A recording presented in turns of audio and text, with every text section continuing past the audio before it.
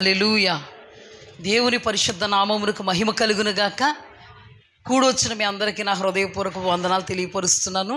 గడిచిన 2 వారాలుగా ఒకే అంశము కొరకు ఆయా కోణాలలో ప్రభు బయలుపరిచిన వాటిని మనం ధ్యానం చేసుకోవడం జరిగింది. అదే అంశంలో నుండి మరి ఒక కోణాన్ని దేవుడు బయలుపరిచారు. ఈ దినం దానిని మనం ధ్యానం చేసుకుందాం. లూకాసు వార్త 14వ అధ్యాయము 21వ వచనం. అప్పుడు ఆ దాసుడు తిరిగి వచ్చి ఈ మాటలు తన యజమానుడికి తెలియజేయగా ఆ ఇంటి యజమానుడు కోపపడి మన ఇంటికి యజమానులు ఉన్నారు, అవును కదా. మీ ఇంటి యజమానుడు ఎవరు అంటే మనం ఒక్కొక్కరిని అడిగితే చెప్తాం కదా.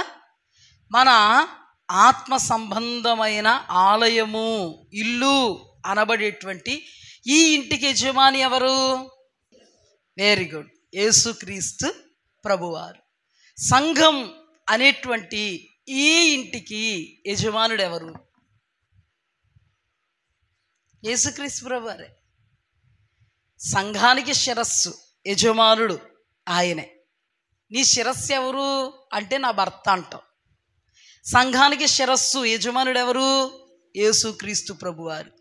ఆత్మ సంబంధమైన నీ ఇంటికి యజమానుడు ఎవరు? యేసుక్రీస్తు ప్రభువారే.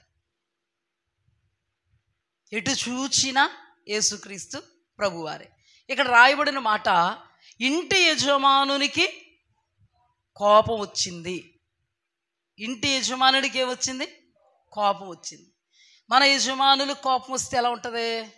దేవుని వాక్యంలో సామెతల గ్రంథంలో రాయబడింది, భర్తకు పుట్టు రోషం బహురౌద్ర్యము గలదు. వస్తే యజమానుడు ఎవరో చెప్పాలమ్మా, మీరు చాలా ఫాస్ట్గా ఉండాలి. అహష్వేరోషు రాజు, 127 సంస్థానాలకి ఆయన రాజుగారు, 127 సంస్థానాలకి ఈమె రాణిగారు. అయితే రాజుగారు మాట వినలే, రాజుగారు మాటకి లోబడలే. అందుకని రాజుగారికి ఏమొచ్చింది? రాణిగారు ఏం చేశారు? అవిధేయత చూపారు. బాగా గుర్తుపెట్టుకోండి. పిలుపుకు లోబడలేదు. భర్తకు పుట్టు రోషం బహు రౌద్ర్యము కలిగినది. ఎందుకు వచ్చిందో అహష్వేరోషు రాజుగారికి కోపం? ఎందుకో తెలుసా? విధేయత చూపలేదు, లోబడలేదు, చెప్పిన మాట వినలేదు, రమ్మంటే రాలేదు. ఇది జాగ్రత్త గుర్తుపెట్టుకోండి. అందుకని భర్తకి ఏమొచ్చింది? భర్తకు పుట్టు రోషము బహురౌద్ర్యం కలిగినది. అంటే యజమానునికి ఏమొచ్చింది? వస్తే ఏమైంది? ఫుట్పాత్ మీదకి వెళ్ళిపోయింది, ప్లాట్ఫామ్ మీదకి వెళ్ళిపోయింది, కృపను కోల్పోయింది. గుర్తుపెట్టుకోండి. ఎందుకు అంటే చెప్పిన మాట వినలే, రమ్మంటే రాలే, విధేయత చూపలేదు. ఇప్పుడు మన ఆత్మీయ భర్త, ఆత్మ సంబంధమైనటువంటి భర్త ఎవరు? మనకి యజమానుడు, శిరస్సు ఎవరు? యేసుక్రీస్తు. ఇప్పుడు ఆ యజమానుడికి కోపం వస్తే ఏం జరుగుద్ది అనేది ఈ దినం మన ధ్యానాంశం. ఆయన కోప పెట్టకుండా ఆయనను సంతోష పెట్టేలాగా మనం ప్రవర్తించాలంటే మనమేమి చెయ్యాలి? ఆయన సంతోష పెడితే ఏం జరుగుతుంది అనేది మనం ఈ దినం మన ధ్యానాంశము. మహాగణుడువైన దేవ యేసయ్య, మహోన్నతుడైన తండ్రి, పరిశుద్ధుడా, ఈ సమయంలో నాతో మాతో మీరు మాట్లాడండి అయ్యా. మేము బ్రతకగలుగుతాం తండ్రి. మీ కృప మాకు కలుగుగాక, మీ కనికర దయా దాక్షిణ్యములు మాకు కలుగుగాక తండ్రి. దీనిలో నుండి నాయన 3వ భాగంగా మీరు బయలుపరిచిన ప్రతి విశేషమైన సంగతిలో నుండి ఈ లోకపు మా జీవన విధానం, ఆ తదుపరి ఆ లోకపు జీవన విధానం కొరకు మమ్మల్ని సిద్ధపరిచివాడా దేవా, యెహోవందు పరమందు మీతో కలిసి ఉండగలిగేటువంటి కృపాభాగ్యము నిమిత్తం మీరు బయలుపరిచిన ప్రతి విశేషమైనటువంటి సంగతిని బట్టి, సంఘటనను బట్టి మీ కృతజ్ఞతార్పణలు చెల్లిస్తూ అపవాది వడనుచరుల కార్యములన్నీయు యేసు నామములో లయపరిచి శపించి బంధించి ప్రతి ఉపమాన అలంకారము ఆదురునంత వరకు నా నోట గుండా విడుదలయ్యేటువంటి మీ మాటను శక్తివంతంగా నాదంటే ఏది లేకుండా ప్రయోజనకరమైన నీ వాక్కు మాత్రమే నన్ను మమ్మను సంధించునుగాక. కృపతో మమ్మను బలపరచమని, అడ్డులు ఆటంకాలు లయపరచమని, అనుకూలతను కలుగజేసి 30దంతలుగా 60దంతలుగా 100ంతలుగా ఫలింపచేయమని యేసు అతి పరిశుద్ధ నామమున అడిగి వేడుకుని పొందుకొని ఉన్నాం పరమ తండ్రి, ఆమేన్. ఇక్కడ యజమానునికి కోపం వచ్చింది అంటే మన దేవునికి కోపం వస్తుందా రాదా? వస్తుంది. ఆయనకు అనుకూలంగా ఉంటే కోపం వస్తుందా, ప్రతికూలంగా ఉంటే కోపం వస్తుందా అంటే ఆయన శాడిస్ట్ ఏమీ కాదు. ఆయనకు అనుకూలంగా ఉంటే ఆయనకు మన మీద ప్రేమ వస్తుంది. ఆయనకు ప్రతికూలంగా ఉంటే ఆయన మన మీద ఆయనకు కోపం వస్తుంది. ఇక్కడ రాయబడిన మాట యజమానుడికి తెలియజేయగా ఆ ఇంటి యజమానుడు కోపపడి యజమానుడికి ఎందుకు వచ్చింది కోపం? మనం ధ్యానం చేసుకుంటున్నటువంటి ధ్యానాంశములో నుండి దేవాది దేవుడు మన పరమ తండ్రికి ఎందుకు వచ్చింది కోపం అంటే రమ్మని పిలిచాడు, వాళ్ళు రానని సాకులు చెప్పారు. ఒకటి, రమ్మని పిలిచాడు లోబడలేదు, రమ్మని పిలిచాడు విధేయత చూపలేదు. వారి యొక్క యజమానుడు ఎవరో? పరమ తండ్రి. మన యజమానుడు కూడా పరమ తండ్రే. ఆయన మన యేసు అని పిలుస్తాం. ఇప్పుడు ఆయనకు కోపం వస్తే ఏం జరుగుతుంది? ఆయనకి ఎందుకు కోపం వచ్చింది? ఆయనకు కోపం రాకుండా ఉండాలంటే మనం ఏం చేయాలి అనేది మన ధ్యానం. అంటే దేవుడు కోపపడతాడా లేదా? ఖచ్చితంగా దేవాది దేవుడు కోపపడతాడు. ఆయన కోపపడు దేవుడు, ఆయన రోషం కలిగిన దేవుడు. ఇక్కడ రాయబడిన మాట యజమానుడు కోపపడి. కీర్తనల గ్రంథము 1వ కీర్తన 11, 12 చదువుతాను. భయభక్తులు కలిగి యెహోవాను సేవించుడి, గడగడా వణుకుచు సంతోషించుడి, ఆయన కోపము త్వరగా రవులుకొనును. కుమారుడు ముద్దు పెట్టుకునుడి, లేని ఎడల ఆయన కోపించును, అప్పుడు మీరు త్రోవ తప్పి నశించెదరు, ఆయనను ఆశ్రయించు వారందరూ ధన్యులు. ఇక్కడ జాగ్రత్తగా ఈ మాటలు మనం ధ్యానం చేద్దాం. ఇక్కడ భయభక్తులు కలిగి యెహోవాను సేవించుడి అంటే భయముతో కూడినటువంటి భక్తి కలిగి యజమానుడు అనబడే యేసయ్యను మనం ఏం చేయాలి? యజమానుడు అనబడేటువంటి యేసయ్యను ఏం చేయాలి? మనము సేవించాలి, గడగడ వనకాలి. భయము అంటే ఏంటో, భక్తి అంటే ఏంటో మనం ధ్యానం చేసాం.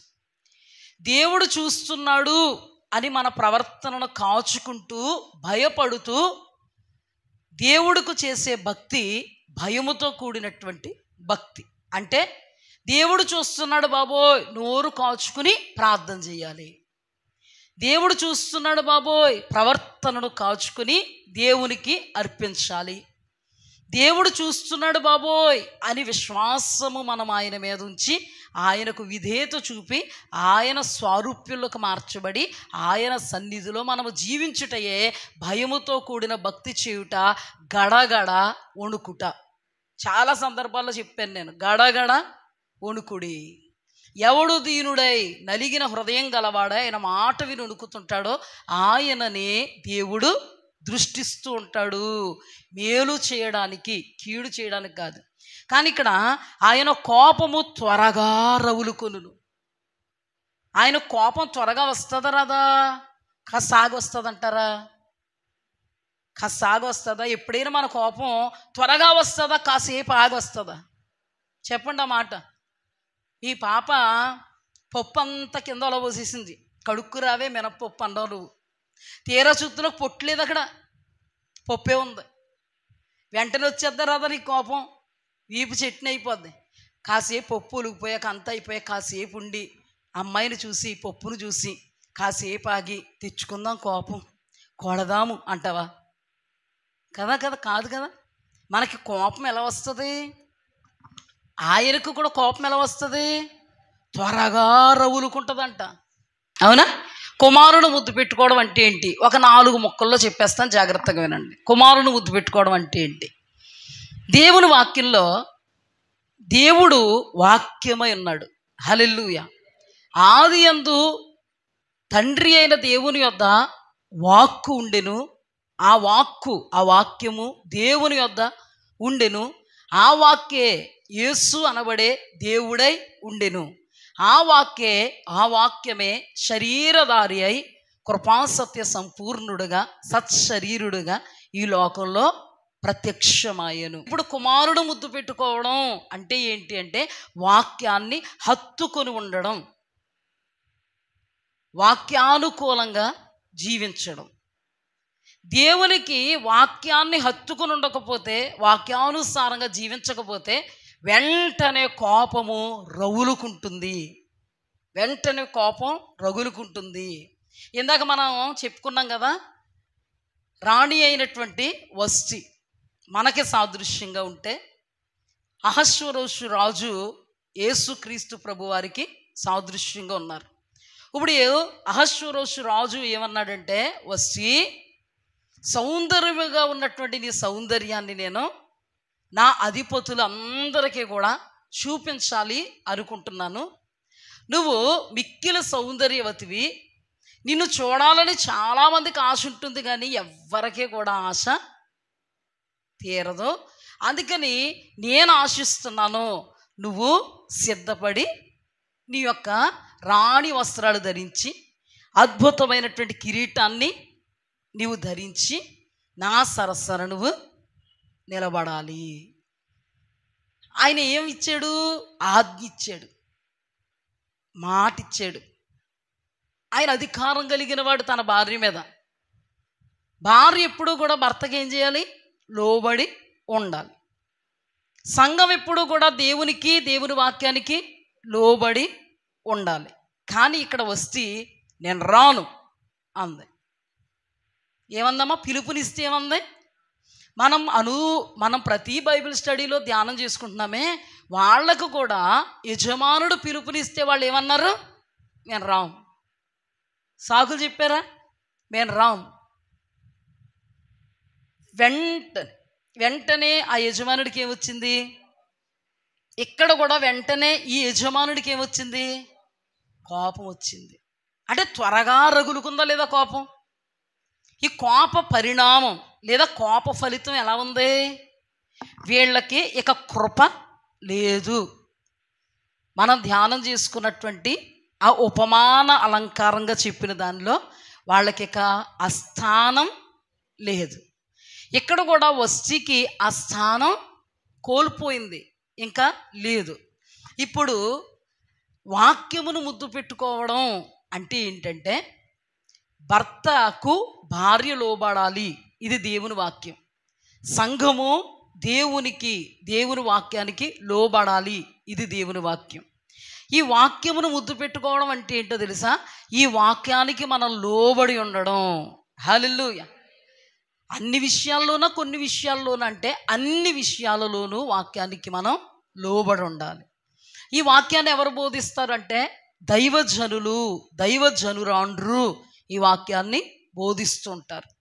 ఈ వాక్యాన్ని ముద్దు పెట్టుకోవడం అంటే ఏంటంటే, మన దగ్గరకు వస్తున్నటువంటి ప్రతి వాక్యానుసారంగా దానిని హత్తుకున్నట్టుగా ఆ వాక్యముతో మన ప్రవర్తనను మనం సరిచూసుకుంటూ ఆ వాక్య పరిధిలోనే మనము నడవగలగాలి. హల్లెలూయా. అందుకే దేవుడి లోకంలో ఉన్నప్పుడు ఏమన్నారు తెలుసా? మరియా ఉత్తమమైన దాన్ని ఎన్నుకుంది, అది ఆమె యొద్ద నుండి తీసివేయబడదు. మరి ఏమి ఎన్నుకుందంట? దేవుని పాదాలు. ఆ దేవుడే, ఆ యేసుక్రీస్తు ప్రభువారే మన ధ్యానాంశంలో నుండి మనం ధ్యానం చేసుకుంటే వాక్యము యొద్ద కనిపెట్టుకుని కూర్చునుంది. ఎవరో? మరియా. అందుకే కీర్తనాకారుడు అంటాడు, నీ గుమ్మముల గుండా ప్రవేశించుచు నీ గడపల యొద్ద కనిపెట్టుకుని వారు ధన్యులు. చాలా వాక్యం ధ్యానం చేశాం కదా మనం దీని గురించి. ఆయన ద్వారబంధముల యొద్ద కాచుకుంటూ ఆయన గడప యొద్ద కనిపెట్టుకుని వారు ధన్యులు. అలాంటి వారే వాక్యాన్ని ముద్దు పెట్టుకున్నవారు, అలాంటి వారే దేవుని ఆశ్రయించిన వారు. అందుకే అలాంటి వారు ధన్యులు. కీర్తనల గ్రంథంలో యెహోవా ధర్మశాస్త్రమునందు ఆనందించుచు దివారాత్రములు దానిని ధ్యానించువారు ధన్యులు. అంతేకాదు యేసుక్రీస్తు ప్రభువారు చెప్పిన ఉపమానంలో కొన్ని ఎక్కడ పడ్డాయంట? మంచి నేలను పడ్డాయి, దంతలుగా ఫలించారు ఆ వాక్యంతో, 60 దంతలుగా ఫలించారు ఆ వాక్యంతో, 100 అంతలుగా ఫలించారు. కానీ ఫెయిల్ అయిన వాళ్ళు ఎవరైనా ఉన్నారా? 30 దంతలుగా ఫలించారు, 60 దంతలుగా ఫలించారు, 100 అంతలుగా ఫలించారు. ఫలించిన వాళ్ళు ఎవరైనా ఉన్నారు అక్కడ? వాక్యం విన్నవాళ్ళు ఎలా ఫలించారని రాయబడి ఉంది. మీకు కొంచెం అర్థం అవ్వలేదు అనుకుంటా. అర్థమైంది. వాక్యం వినిన వాళ్ళు ఎలా ఫలించారంట? 30 అంతలుగా, 60 అంతలుగా, 100 అంతలుగా. అంటే పరలోక ప్రవేశం ఉందా లేదా? ఉంది. 30 అంతలుగా ఫలించిన పరలోక ప్రవేశం, 60 అంతలుగా ఫలించిన పరలోక ప్రవేశం, 100 అంతలుగా ఫలించిన పరలోక ప్రవేశం. అంటే దాని అర్థం ఏంటో తెలుసా? 35 మార్కులు వచ్చినా పాసే, 60 మార్కులు వచ్చినా పాసే, 100 మార్కులు వచ్చినా పాసే. కానీ 30 మార్కులు వచ్చిన వాడి స్థానం ఇక్కడ, 60 మార్కులు వచ్చిన వాడి స్థానం ఇక్కడ, 100 మార్కులు వచ్చిన వాడి స్థానం అక్కడ. ఏదేమైనా ఫలిస్తాము వాక్యం వింటే. చూడండి, క్లాసెస్లో అందరూ బ్రిలియంట్ స్టూడెంట్స్ ఉంటారా? కొందరికి 35 వస్తాయి, కొందరికి 60 వస్తాయి, కొందరికి 100కి 100 వస్తాయి. అంటే వాళ్ళు చెప్పింది విన్న వాళ్ళకి ఖచ్చితంగా పాస్ మార్కులు వచ్చే రాలేదా? అంటే వాళ్ళకి స్థానాలు వేరు. అలాగే ఈ వాక్యమే మనల్ని పరలోక రాజ్య ప్రవేశం కొరకు సిద్ధపరుస్తుంది. అందుకే బాప్తిస్మం ఇచ్చి యోహాను అన్నాడు, ఏమన్నాడు తెలుసా? మారు మనస్సుకు తగిన ఫలాలు ఫలించడి. మీరు ఎలాగన్నా ఫలించండి, మీరు 30 ఫలించండి, ఇంకా ఆశతో 60 ఫలించండి, మరింకా ఆశతో 100 ఫలించండి. ఎవరైనా పరలోకం వెళతారో, కానీ అక్కడ స్థాయిలు ఉంటాయి. అందుకని మన జీవితంలో మన ప్రాకులాట ఏమై ఉండాలి? 100% నేను ఫలించాలి. ఈ ఫలింపు ఎక్కడొస్తుందంట? దేవుని వాక్యం చెప్తుంది, విత్తనములు హృదయములో విత్తుకున్న వాడి యొక్క జీవితంలోనే ఈ 30 అంతలు, 60 అంతలు, 100 అంతలు. మరి వాక్యం హృదయంలో లేనివాడు ప్రార్థన చేస్తే, వాక్యం లేకుండా ప్రార్థన చేస్తే, వాక్యం లేకుండా అర్పణిస్తే, వాక్యం లేకుండా ఏదేదో చేస్తే ఆయన ఏమంటాడో తెలుసా? నీకు వాక్యాన్ని సిద్ధపరిచి ఇచ్చింది నేను, నీ కొరకు ఇచ్చింది నేను, నీ కొరకు వెచ్చించింది నేను. దీన్ని ఎగ్గొట్టి నువ్వు ఏం చేస్తావు? నాకు ఇస్తావా? ఒక ఎగ్జాంపుల్ చెప్పనా? అటెండెన్స్ను బట్టే ఎగ్జామ్కి తీసుకెళ్తారు లేదా స్కూల్లో? ఏమండి, నేను స్కూల్కి రాను, నాకు అటెండెన్స్తో సంబంధం లేదండి, నేను వచ్చి ఎగ్జామ్ రాసేస్తానండి అని అంటే వాడు సంభవమా పాస్ అవ్వడం? వీళ్ళ పంపుతారా? వీళ్ళ పంపాలంటే స్కూల్కి రావాలి, స్టడీస్లో వాడు నిలవాలి, అప్పుడు వాడికి అటెండెన్స్ సరిపోవాలి, అప్పుడు పరీక్షలో నిలబడడానికి వాడు అర్హుడవుతాడు. ఆ తర్వాత వాడికి మార్కులు వస్తాయి. అంటే వాక్యము లేనిదే ఏది లేదు. కుమారుని ముద్దు పెట్టుకోకపోతే జరిగేది ఏది లేదు. ఆయన కోపము త్వరగా రగులుకొనును, కుమారుని ముద్దు పెట్టుకునుడి, లేని ఎడల ఆయన కోపించును, నశించుదురు మీరప్పుడు అని దేవుని వాక్యంలో రాయబడింది. మరియ ఉత్తమమైన దాన్ని ఎన్నుకుందండి. మరియ ఉత్తమమైన దాన్ని ఎన్నుకుంది. అది ఆమె యొద్ద నుండి తీసి వేయబడదు. ఏం చేసింది మరి? అసలు యేసుక్రీస్తు ప్రభువారి పాదముల యొద్ద కూర్చుని ఉంది, కనిపెట్టుకుంటూ ఉంది. ఆయన నోట నుండి వస్తున్నటువంటి దయగల మాటల కొరకు ఆమె కనిపెట్టుకుంటూ ఉంది. అంటే ఆమెను పోలినటువంటి అనుభవంలో మనం ఉంటే, ఇప్పుడు కుమారుడు అనబడేటువంటి యేసుక్రీస్తు ప్రభువారు మన శిరస్సు, మన యజమానుడు, మనల్ని ముద్దు పెట్టుకుంటాడా లేదా? ఖచ్చితంగా ముద్దు పెట్టుకుంటాడు. ఏమవుతాం అప్పుడు మనం? మనల్ని ఏమంటాడు దేవుడు? మంచి మార్గాన్ని మీరు ఏర్పాటు చేసుకున్నారు. ఆమె ఎలా ఏర్పాటు చేసుకుంది మంచి మార్గాన్ని? ఆయన ఎవరో? దేవుడు. ఒక్కసారి మనం ధ్యానం చేస్తే, ఆకాశం ఆయన సింహాసనము, భూమి ఆయన పాదపీఠం. అవునా? ఇప్పుడు మనం ఏ స్థానంలో నిలుచున్నాం? ఇప్పుడు మనం ఆయన పాదపీఠం యొద్ద నిలుచున్నాం.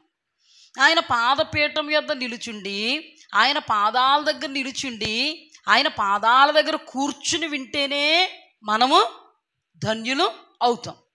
ఆయన పాదాలు ఎక్కడున్నాయి? ఎక్కడ? భూమి మీద. ఆయన పాదాలు భూమి మీద ఉన్నాయి. ఆయన సన్నిధి ఆయన పాదాల దగ్గరే కదా మనం. ఇప్పుడు మనం ఎక్కడ కూడుకున్నాం చెప్పండమ్మా? ఆయన పాదాల దగ్గర కూడుకున్నాం. ఆయన పాదాల దగ్గర కూడుకున్న మనం మన యాత్ర ముగిసిన తర్వాత ఆయన సింహాసనం యొద్దకు చేరతాం. జాగ్రత్తగా అర్థం చేసుకోండి ఈ పాయింట్ని. ఇప్పుడు ప్రభువు ఆసీనుడై ఉన్నాడే, ఆయన ఆసీనుడై ఉన్నప్పుడు ఆకాశం మీద కూర్చున్నాడు. ఆయన ఎక్కడ? ఆకాశం మీద కూర్చుంటే ఆయన పాదాలు ఎక్కడ ఉన్నాయి? భూమి మీద ఉన్నాయి. ఇప్పుడు మనం ఆయనను ముద్దు పెట్టుకోవడం అంటే ఏంటి? భూమి మీద నివసిస్తున్నటువంటి మనం ఆయన పాదాల యొద్ద నిలిచి ఉంటే, ఆయన పాదాలు ఇవి ఆయన సన్నిధి, ఆయన సహవాసం, ఆయన మందిరం, సంఘములో ఏకీభవించడం. అప్పుడు మనం ఆయన పాదాల యొద్ద కనిపెట్టుకుని ఉండడం. అప్పుడు మనము ద్వారబంధాల యొద్ద కాచుకొని ఉండడం. అప్పుడు మనము గుమ్మముల గుండా ఆసక్తితో ప్రవేశించడం. అప్పుడు మనం ఆయనను వెదకడం. మరి ఏం చేసింది? ఉత్తమమైన దాన్ని ఎన్నుకుంది. ఇప్పుడు మరియ వలె మనం ఉత్తమమైన దాన్ని ఎన్నుకోవాలా, ఎన్నుకోవద్దా? ఆయన సన్నిధి ఉన్నప్పుడు మనం ఆయన సన్నిధిని నిర్లక్ష్యం చేస్తే ఆయన పాదాలను మనము ముద్దు పెట్టుకున్నట్ట, కుమారుడైన యేసు క్రీస్తు ప్రభువారిని ముద్దు పెట్టుకున్నట్ట, వాక్యాన్ని ముద్దు పెట్టుకున్నట్ట. వాక్యాన్ని ముద్దు పెట్టుకోకుండా, కుమారుని ముద్దు పెట్టుకోకుండా, మన ఇష్టానుసారంగా ఆయన పిలుపుకు లోబడకుండా, ఆయన సహవాసానికి లోబడకుండా, సన్నిధికి లోబడకుండా, వాక్యం కొరకు వేగరముతో రాకుండా ఉంటే ఆయనకు త్వరగా కోపము వస్తుంది. అందుకని కుమారుని ముద్దు పెట్టుకోవాలి, లేకపోతే ఆయన కోపిస్తాడు. ఇక్కడ ఆయన కోపం ఎందుకు వచ్చిందండి? ఉపమాన అలంకారంగా చెప్పిన మాటలో వాళ్ళు కుమారుని మన ధ్యానంలో నుండి ధ్యానిస్తే వాళ్ళు పరమ తండ్రిని ముద్దు పెట్టుకోలేదు. ఆయన పిలుపుకు లోబడలేదు, వినలేదు, పెడచెవిని పెట్టారు, నిర్లక్ష్యం చూపారు. అందుకే దేవునికి కోపం వచ్చింది. ఆ స్థానములో నుండి దేవుడు ఏం చేశాడు? గింటి పాడేశాడు. ఇప్పుడు మనము దేవునిని ముద్దు పెట్టుకోగలగాలి. హల్లెలూయా. దేవుని వాక్యానికి మనం లోబడగలగాలి. ఆయన వాక్యం ఏదైతే చెప్తున్నారో దానికి మనం లోబడగలగాలి. ఇక్కడ మన ధ్యానాంశంలోకి వస్తే మనం జాగ్రత్తగా ఒకదాని తర్వాత ఒకటి ధ్యానం చేసుకుందాం. లూకాసు వార్త 14వ అధ్యాయంలో 21వ వచనంలో చదువుతాను చూడండి. అప్పుడు ఆ దాసుడు తిరిగి వచ్చి ఈ మాటలు తన యజమానుడికి తెలియజేయగా, ఆ ఇంటి యజమానుడు కోపపడి, నీవు త్వరగా పట్టణపు వీధుల్లోనికి సందుల్లోనికి వెళ్ళి బేదలను, అంగహీనులను, కుంటివారిని, గుడ్డివారిని ఇక్కడికి తోడుకొని రమ్మని ఆ దాసునితో చెప్పాను. అంతటా దాసుడు, ప్రభువా, నీవు ఆజ్ఞాపించినట్టు చేసి తిని కానీ ఇంకనూ చోటున్నదని చెప్పాను. అందుకు యజమానుడు, నా ఇల్లు నిండునట్లు నీవు రాజమార్గములలోనికి, కంచెలలోనికి వెళ్ళి లోపటికి వచ్చుటకు అక్కడి వారిని బలవంతం చేయము. ఏలయనగా పిలువబడిన మనుష్యులలో ఒకడును నా విందు రుచి చూడడని మీతో చెప్పుచున్నాను. ఈ వాక్య భాగాన్ని బట్టి మన ధ్యానాంశంలో నుండి వీళ్ళు ఎవరికి సాదృశ్యంగా ఉన్నారని ధ్యానం చేసుకున్నామంటే, అన్యజనులు మనబడేటువంటి మనకు సాదృశ్యంగా ఉన్నారు అని ధ్యానం చేసుకున్నాం. ఈ మాట గురించి బాప్తిస్మిచ్చు యోహాను లూకాసు వార్త 3వ అధ్యాయంలో ఏమంటారంటే, అబ్రహాముకు రాళ్ల వలన దేవుడు సంతానాన్ని పుట్టించగలడు. 19వ అధ్యాయంలోనికి వద్దాం. లూకాసు వార్త 19వ అధ్యాయంలో యేసుక్రీస్తు వారు చెప్పిన మాటలో నుంచి మనం ధ్యానం చేసుకుందాం. లూకాసు వార్త 19వ అధ్యాయము 38 నుండి చదువుతాం, జాగ్రత్తగా వినండి. దీనిలో నుండి దేవుడు చాలా విషయాలు బయలుపరిచారు.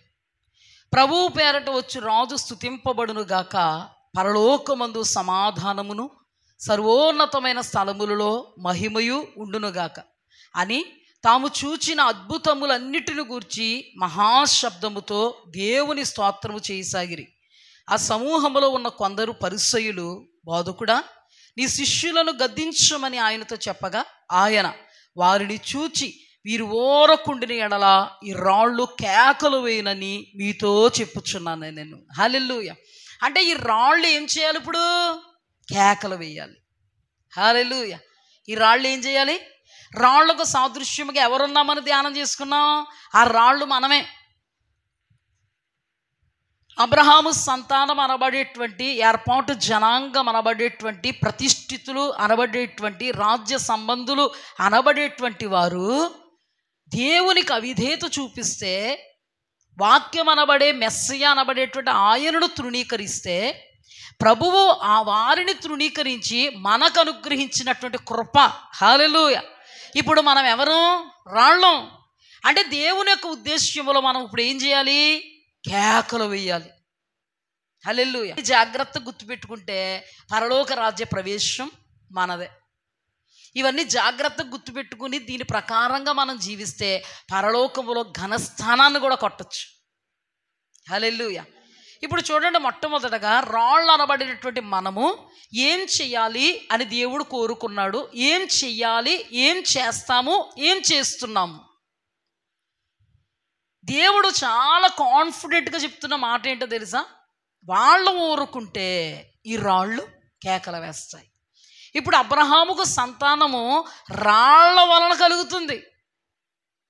మనం ఇప్పుడు అబ్రహాము సంతానంగా లేచాం. హల్లెలూయా.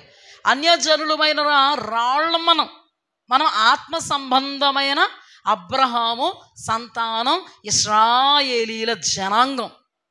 ఇప్పుడు మనం ఎవరు? రాళ్ళు. అంటే ఇప్పుడు ఈ రాళ్ళు ఎలా కేకలు వేయాలి? ఇప్పుడు స్తుతి కేకలు వేయాలి.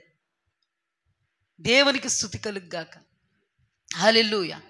మనం దేవుని సన్నిధిలో లేదా మనము దేవుని నామము నిమిత్తం ఎక్కడ నిలుచున్నామో అదే దేవుని సన్నిధి. హల్లెలూయా. నువ్వు వ్యక్తిగతంగా నిలుచున్నా అది దేవుని సన్నిధి. నువ్వు సంఘ సహవాసంలో నిలుచున్నా అది దేవుని సన్నిధి. నీలో ఏమి ఉండాలి అంటే నీవు స్తుతి కేకలు వేయగలగాలి. హల్లెలూయా. అంటే స్వరమెత్తి దేవుణ్ణి స్తుతించాలి గొప్ప శబ్దముతో. ఏ శబ్దంతో? గొప్ప శబ్దముతో. దేవుడు కోరుకుంటున్నాడు మనలో నుండి. ఫస్ట్ పాయింట్ మనం గొప్ప శబ్దముతో దేవుణ్ణి స్తుతించి ఆరాధించి కేకలు వేయగలగాలి. పిచ్చి కేకలు కాదు, ఇది స్తుతి కేకలు వేయగలగాలి. దేవుని వాక్యంలో యెషయా గ్రంథంలో యెషయాకి కలిగినటువంటి ప్రత్యక్షతలో కోట్ల కొలది దేవదూతలు, 24 పెద్దలు, 4 జీవులు గాన ప్రతిగానాలతో, అక్కడ హెచ్చైన స్వరాలతో దేవునికి గాన ప్రతిగానములు చేస్తుంటే మందిరపు గడప కొమ్ముల పునాదులు అదిరాయని రాయబడి ఉంది. ఇప్పుడు ఇంతమంది దేవుని సన్నిధిలో నిలుచున్నామే, లేదా గృహాలలో కుటుంబాలుగా నిలుచున్నామే, కానీ అక్కడ స్తుతి కేకలు అనేవి దేవునికి వినబడగలగాలి. అంతేకాదు పక్కింటి వాళ్ళకి కూడా ఏ కేకలు వినబడాలి అంటే పాయింట్కి వస్తున్నాను. పక్కింటి వాళ్ళకి ఏ కేకలు వినబడాలి? స్తుతి కేకలు వినబడాలి, సంగీత సునాదాలు వినబడాలి. కానీ సార్వత్రిక సంఘస్థులు, సార్వత్రిక సంఘం విశ్వాసులలో అనేకులు గృహాలలో వినబడుతున్నవి సంగీత సునాదాలు కావు, దెబ్బలాట సునాదాలు. భార్య మీద భర్త అరుపులు, భర్త మీద ఏమో భార్య అరుపులు, తల్లిదండ్రుల మీద పిల్లల అరుపులు, పిల్లల మీద తల్లిదండ్రుల అరుపులు, పక్కన గేదె దోళ్ళ అరుపులు. ఈ అరుపులు ఆ అరుపులు రెండు కంబైండ్ అయ్యి కేకలు. ఇది దేవుణ్ణి స్తుతించడానికి దేవుడు ఆశిస్తున్నట్టుగా, ఆరాటపడుతున్నట్టుగా వేస్తున్నటువంటి కేకలు మాత్రము కాదు. కుమారుని ముద్దు పెట్టుకొనుడి, లేని ఎడల ఆయన కోపించును, ఆయన కోపము త్వరగా రగులుకొనును, అప్పుడు మీరు త్రోవ తప్పి నశించిపోతారు. కుమారుడు అనబడేటువంటి వాక్యము పిలుపునిస్తుంది. ఈ వాక్యానికి లోబడమే ముద్దు పెట్టుకోవడం. ఈ వాక్యం ఏమని ప్రకటిస్తుందో తెలుసా? స్వరక్తం ఇచ్చి సంపాదించబడినటువంటి సంఘమా, కుటుంబాలుగా మీరు గుమ్మముల గుండా ప్రవేశించి దేవుని సముఖములో బిగ్గరగా స్తుతి ఆరాధన చెయ్యాలి. స్తుతి ఆరాధన చేస్తున్నటువంటి మీ నోర్లు గృహాలలో ఏ ఆరాధన చేయకూడదు? ఇది స్తుతి ఆరాధన, అది ఏమి నా గతి ఆరాధన. ఏంటి ఈ గతి? కుమారుని ముద్దు పెట్టుకునుడి, లేని ఎడల ఆయన కోపించును, ఆయన కోపము త్వరగా రగులుకొనును, అప్పుడు మీరు త్రోవ తప్పి నశించెదరు. కోట్ల కొలది దేవదూతలు 24 పెద్దలు 4 జీవులు గాన ప్రతిగానాలతో దేవుని స్తుతిస్తూ ఉంటే, దేవదూతలకు మేలులు చేశాడా దేవుడు? చెప్పండి. ఉపకారాలు చేశాడా? స్వస్థతలు చేశాడా? అద్భుతాలు చేశాడా? ఆశ్చర్య మహాశ్చర్య సూచక్రియలు చేశాడా?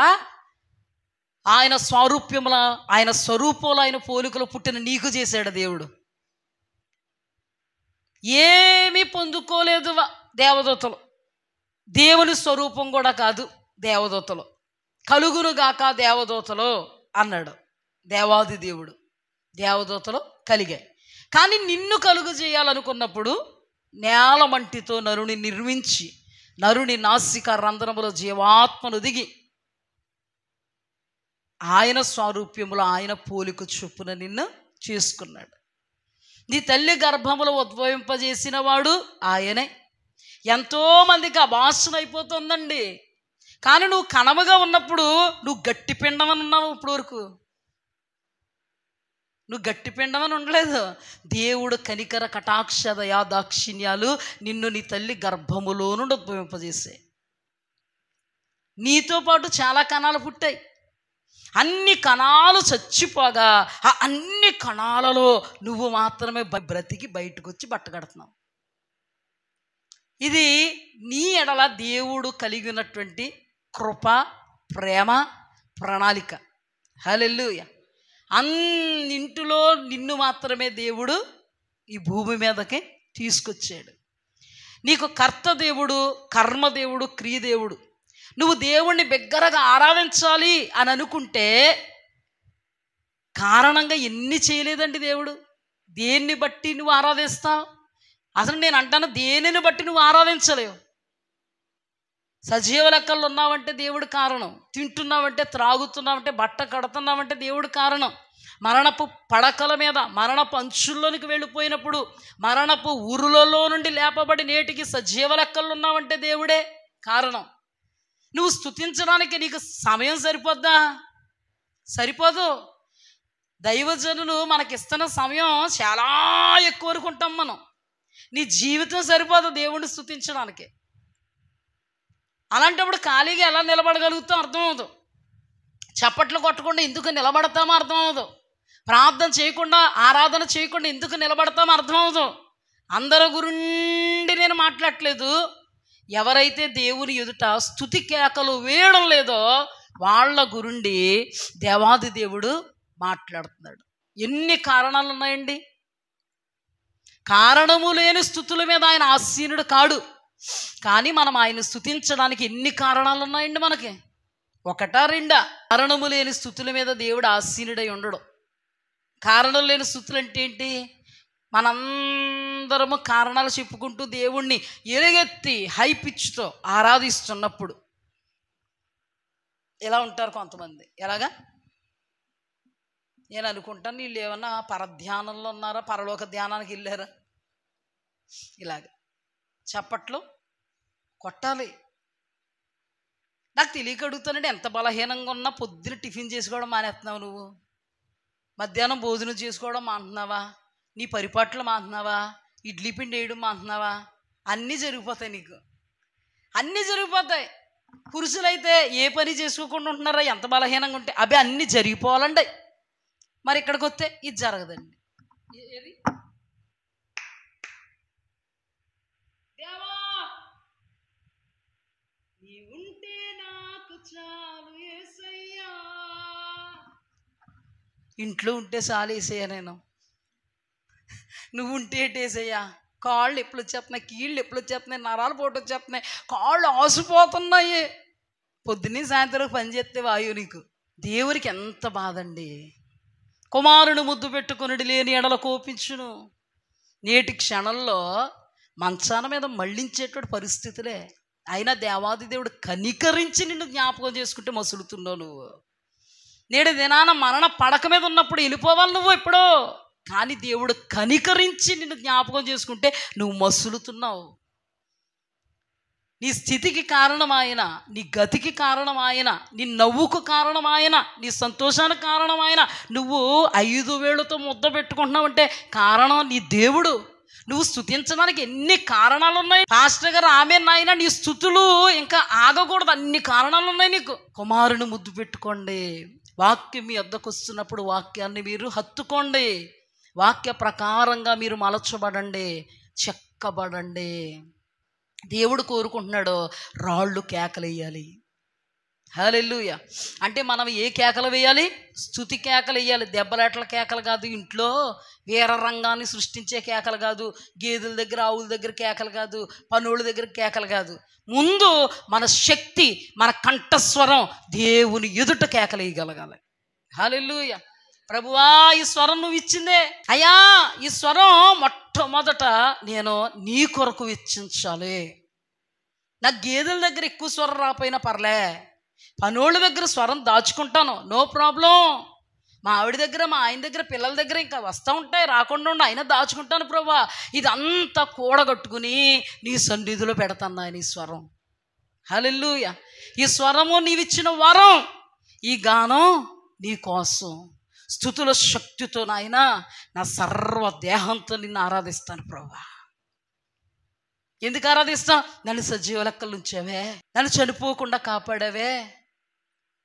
గంగావతి హాస్పిటల్లోకి వెళ్తే రాపోదున్నా ఆయన, నేను వెళ్ళనివ్వలేదయ్యా, నన్ను వైద్యుల చేతుల్లో పడనివ్వలేదు ప్రభా.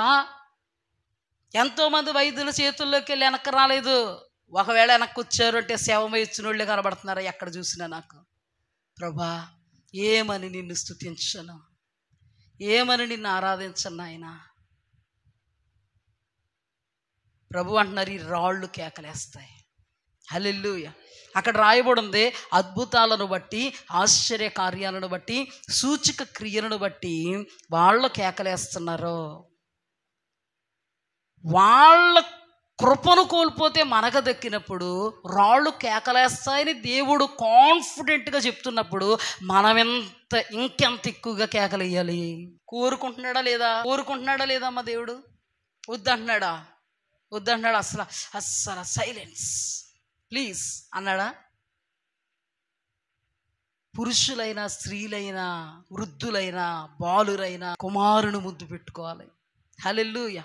ఆయనను స్తుతించాలి. నా ప్రాణమా యెహోవాను సన్నిధించుము, నా అంతరంగమున సమస్తమైన పరిశుద్ధ నామమును సన్నిధించుము.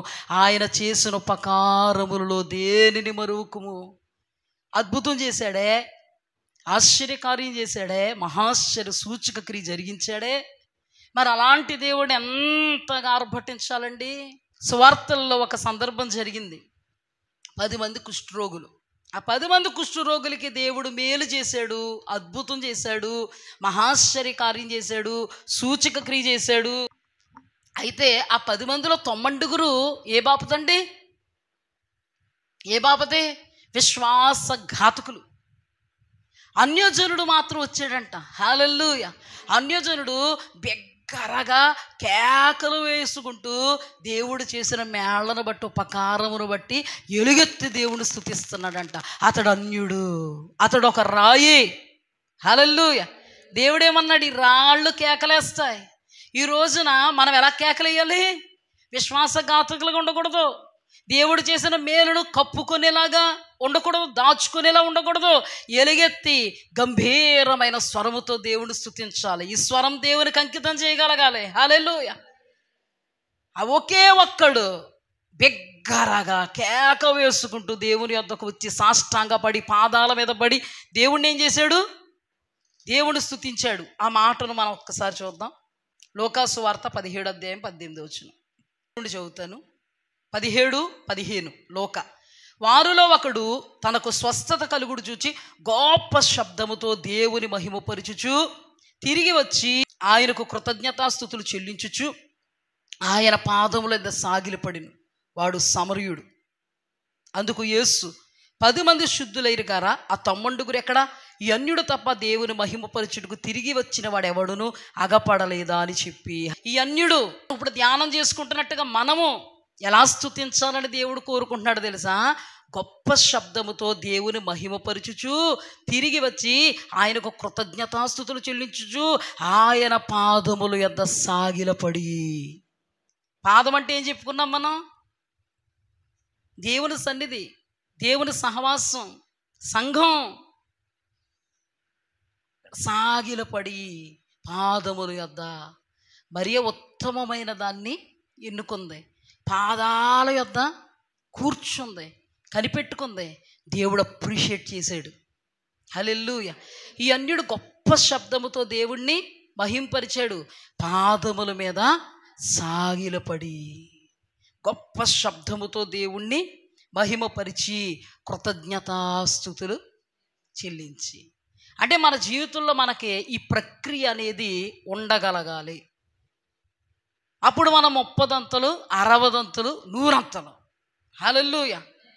ఎంత గట్టిగా అరుద్దామన్నా ఒకరు బాగా బిగ్గరగా అరుస్తారు, ఒకరు అంతకంటే ఎక్కువ అరుస్తారు, ఒకరు అంతకంటే ఎక్కువ, ఒకరు కొంత దేవుణ్ణి ఆరాధిస్తారు, మరి ఇంకొకరు ఇంకా శక్తితో దేవుణ్ణి ఆరాధిస్తారు, ఇంకొకరు ఇంకా శక్తితో దేవుణ్ణి ఆరాధిస్తారు. కానీ స్థాయిలు ఉన్నాయా లేదా? అంటే 30 60 100. హల్లెలూయా. ఎలాగోలాగా దేవుడు చెప్పినటువంటి మాటలోనికి మనం అలా వెళ్ళామంటే 30 ఫలించడం ఖాయం, 60 ఫలించడం ఖాయం, 100 ఫలించడం ఖాయం. ఫలించకపోవుట అంటూ ఉండదు. ఇప్పుడు దేవుడు ఏం చెప్తున్నాడంటే, నన్ను ఆరాధించండి, నాకు కృతజ్ఞతాస్తుతులు చెల్లించండి, సాగిలపడండి, నా పాదాలను ముద్దు పెట్టుకోండి, నన్ను హత్తుకోండి, నేను చేసిన మేలులను బట్టి నాకు కృతజ్ఞతాస్తుతులు చెల్లించండి. ఇప్పుడు చెప్పండి, దేవుడికి కృతజ్ఞతాస్తుతులు చెల్లించాలి. ఇందులో మరొక పై స్థాయి అనుభవం ఏంటి? 100 ఫలించే అనుభవం ఏంటి చెప్తాను. 100 ఫలించే అనుభవం ఏంటి? పరలోక రాజ్యములో ఈ అంశముతో ఉన్నత స్థానములో నిలబడేటువంటి అనుభవం ఏంటి తెలుసుకోవాలని ఉందా లేదా? ఏమంటే దీనికి 30 రూపాయల లాభం అండి, దీనికి 60 రూపాయల లాభం అండి, దీనికి 100 రూపాయల లాభం అండి. మీరు కొంచెం అలాగే వెళ్తున్నారని చెప్తున్నాను. నవ్వండి. 30 రూపాయల లాభం అండి, 60 రూపాయల లాభం, నీరసం వస్తుందని 100 రూపాయల లాభం అండి, ఆఫరు. ఏది కోరుకుంటాం? దోషంగా వెళ్ళిపోదాం, పర్లేదు, మధ్య మధ్యలో ఇలా చెప్తానులే, లేకపోతే ఎక్కడికి వెళ్తున్నారు కదా. 100 రూపాయల లాభాన్ని మనం కోరుకుంటాం. ఇప్పుడు ఆధ్యాత్మికమైన అనుభవంలో 30 60 100 ఫలించేటువంటి పరిస్థితి ఉందంటే ఏం కోరుకుంటావు నువ్వు? గట్టిగా చెప్పండి. ఇదైనా 100. హల్లెలూయా. 100 ఫలించాలి కదా. ఇంతవరకు దేవుడు చేసిన మేళ్లను బట్టి నువ్వు హెచ్చైన స్వరంతో దేవుడు స్తుతించావనుకో, అది ఒక స్థాయి అనుభవం. పై స్థాయి అనుభవం దానికంటే ఏంటో తెలుసా? కీడును బట్టి కూడా దేవుని స్తుతించడం. హల్లెలూయా. దేవునికి స్తుతి కలుగ్గాక. యోబు తన జీవితంలో ఎప్పుడు స్తుతించాడండి? కీడు కలిగినప్పుడు స్తుతించాడు. హల్లెలూయా. యెహోవా ఇచ్చెను, యెహోవా తీసుకొని పోయెను, యెహోవా నామమునకు స్తుతి కలుగుగాక. అద్భుతం ఏంటంటే, ఇన్ని మేలులు సార్వత్రిక సంఘానికి దేవుడు చేస్తుంటే నోరు పెగలట్లేదే. ఇన్ని మేలులు సార్వత్రిక సంఘం అనుభవిస్తుంటే చప్పట్ల సౌండ్ రావట్లేదే. ఆఖరికి పిడకేసిన సౌండ్ వద్దు కదండి, జస్ట్ పిడక అలాగే ఎత్తేనే సౌండ్ వచ్చేద్ది. అలాంటి 2 చేతులు టపా టపా కొడుతుంటే సౌండ్ శక్తి లేదు. కానీ ఇదే స్థాయి అనుభవం కీడులో కూడా దేవుడు స్తుతించడం. హల్లెలూయా. ఏంటి కీడు? పిల్లలందరూ చనిపోయారు, యెహోవా నామమునకు స్తుతి కలుగ్గాక. ఆస్తంతా పోయింది, యెహోవా నామమునకు స్తుతి కలుగ్గాక. అంతస్తంతా పోయింది, యెహోవా నామమునకు స్తుతి కలుగ్గాక. అప్పుడు స్తుతించాడు. ఆ తర్వాత సర్వదేహము కూడా మొత్తబడి చిల్ల పెంకుతో గోకుకొనుటకు కూడా శక్తి లేనప్పుడు కూడా యెహోవా వలన మనం మేలు అనుభవించాం, ఆ రోజు స్తుతించాం. ఈ రోజున ఆ దేవుని వలన కీడు అనుభవించాం, మేలేనా? కీడు అనుభవించ తగదా? స్తుతించు దేవుణ్ణి. మూర్ఖురాల్లో మాట్లాడుతున్నా, మూర్ఖురాల అన్నాడు. అందుకేనండి యోబు గనుడయ్యాడు. అందుకేనండి యోబును మనం మాదిరిగా తీసుకోగలుగుతున్నాం. అందుకేనండి యోబు మనకేమయ్యాడు? మేలుకరంగా నిలబడ్డాడు. పై స్థాయి అనుభవం అంటే అంత కష్టం. రాయబడి ఉంది కదా, 30 అంతులు, 60 అంతులు, 100 అంతులు. ఆహా, చెప్పుకున్నంత ఈజీగా ఉండదు. అంటే నేను ఎందుకు చెప్తున్నాను తెలుసా? చెప్పుకున్నంత ఈజీగా ఉండదని. ఇన్ని అద్భుతాలు చేస్తేనే మనకు నోళ్ళు పెగలట్లేదు. ఇంకా ఏ అపకారమైనా జరిగిద్ది, పెరుగుద్దా? అసలు ఆదివారం ఆరాధనేనండి ఎలా అంటే వినబడుతుంది లేండి, పాస్టర్ గారు స్వరం వినబడుతుంది. అదే మరిసిపోయానండి. నేను ఏం చేస్తున్నామ్మా? ఏడుస్తున్నానండి. ఎక్కడ? గుమ్మాల దగ్గర కూర్చునండి. దేవుడు వాక్యం అన్ని త్రెంచుకొని రా అంటది. హల్లెలూయా. కుమారుని ముద్దు పెట్టుకోవడం అంటే ఈజీగా అలా ముద్దెట్టేసుకోవడం కాదు. కుమారుని ముద్దు పెట్టుకోవడం అంటే చాలా కష్టం. అన్ని త్రెంచుకునిరా. కష్టంలో కూడా దేవుని సన్నిధిలో నాట్యం ఆడుతూ దేవుని స్తుతించు, దేవుని ఆనందించడం మొదలుపెట్టు. లేనిదన్నట్టుగా పిలిచే దేవుడని స్తుతించు. ఉన్నవాడు అనువాడు, ఉండుననువాడు, ఆమేననువాడని స్తుతించు. అసాధ్యాలు చేయవాడు, అసాధారణ కార్యాలు చేయవాడని స్తుతించు. యోబు జీవితంలో ఆ ఒక్క మాటను బట్టే స్తుతించాడని అనుకుంటున్నాం. ఏం స్తుతించుంటాడు? నాయనా, సమస్తము చూచుచున్న దేవానికి స్తోత్రం, దేవా నన్ను ఎరిగిన దేవానికి స్తోత్రం. ఇప్పుడు నా స్థితి ఇలా కనబడుతుంది. నువ్వు న్యాయాధిపతివి, సర్వశక్తుడు, అన్యాయం చేయవాడో కాదు, నన్ను నువ్వు లేపడానికి సమర్థుడు. ఈరోజు నాకు ఇలా కనబడుతుంది. నేను చూస్తున్నానయ్యా నీలో రేపు నా స్థితిని నువ్వు మార్చబోతున్నావు. నీకు స్తుతి కలుగుగాక. హల్లెలూయా. దేవుని వాక్యం అంతా ఎలా ఉంటుందో తెలుసా? అక్కడ ఏదైతే నీకు మైనస్ కనబడుతుందో అది ప్లస్ చేసి స్తుతించమంటుంది దేవుని వాక్యం. అందుకే సంఖ్యాకాండం 14వ అధ్యాయంలో అక్కడ ఎవరు కనబడుతున్నారు? ఉన్నత దేహులు. ఇంకెవరు? మేము మిడతలం. ఇంకా మమ్మల్ని లగెత్తరు. ఇంకా అందుకే దేవుడు తీసుకొచ్చాడు. దేవుని దృష్టిలో ఇది చెడ్డ సమాచారం అయింది. అంటే దేవుని వాక్యాన్ని ముద్దు పెట్టుకోవడం అంటే ఏంటి? అక్కడ కనబడుతున్నది కాదు, కనబడనిది కనబడేలా చేస్తాడు నా దేవుడని విశ్వసించడమే వాక్యాన్ని ముద్దు పెట్టుకోవడం. హల్లెలూయా. దేవునికి స్తుతి కలుగుగాక. అందుకేనండి కష్ట స్థితిలో కూడా దేవుణ్ణి స్తుతించాడు. ఎవరో? యోబు. గుంటలో ఉన్నప్పుడు కూడా స్తుతించాడు. ఎవరో? యోసేపు. కొండల్లోనికి, గుట్టల్లోనికి నిర్దోషిని, ఒక దోషిని తరిమినట్టుగా సౌలు తరుముతున్నప్పుడు కూడా కొండల్లో, గుట్టల్లో ఏం చేశాడు? యెహోవా నా కాపరే, ఎప్పటికీ నా కాపరే, ఆయనే నా ఊపిరి. ఇందా పాడుకున్నాం కదా. అదండి, ప్రతికూలతలో కూడా దేవుని యొక్క ఆ దైవత్వాన్ని, ఆ మహిమను ప్రతికూలతలో కూడా ఆయనకు మనమివ్వడమే హల్లెలూయా దేవునిని ముద్దు పెట్టుకోవడం. ప్రతికూలతలో అనుకూలతను చూడడమే, అనుకూలపరిచే దేవుణ్ణి చూడడమే దేవుని వాక్యాన్ని ముద్దు పెట్టుకోవడం. అంటే మొట్టమొదటిగా మనం ఏం చేయాలి? ఇప్పుడు స్తుతించాలి. బిగ్గరగా హెచ్చైన స్వరాలతో స్తుతించాలి. నూరంతలుగా ఫలించేటువంటి స్తుతి అంటే ఏంటి? కష్టాల్లో, నష్టాల్లో, ఇరుకుల్లో, ఇబ్బందుల్లో, వ్యాధుల్లో, బాధల్లో, శోధనలో కూడా దేవానికి స్తుతి కలుగుగాక అని చెప్పడమే దేవుణ్ణి ఇచ్చడం. అందుకే మనం పెద్ద కష్టపడక్కర లేకుండా దేవుడు కొంతమంది భక్తుల్ని లేపాడు. ఎవరినమ్మా అర్థం చేసుకోగలిగారా? మనం కష్టపడక్కర లేకుండా దేవుడు కొంతమంది భక్తుల్ని లేపి పాటలో ఇచ్చాడు మనకి. ఆ పాటల్లో ఏమంటాం? ఆ పాటల్లో ఏమని పాడతాం? బ్రతుకు నావా పగిలినా, కడలి పాలైనను, అల్ల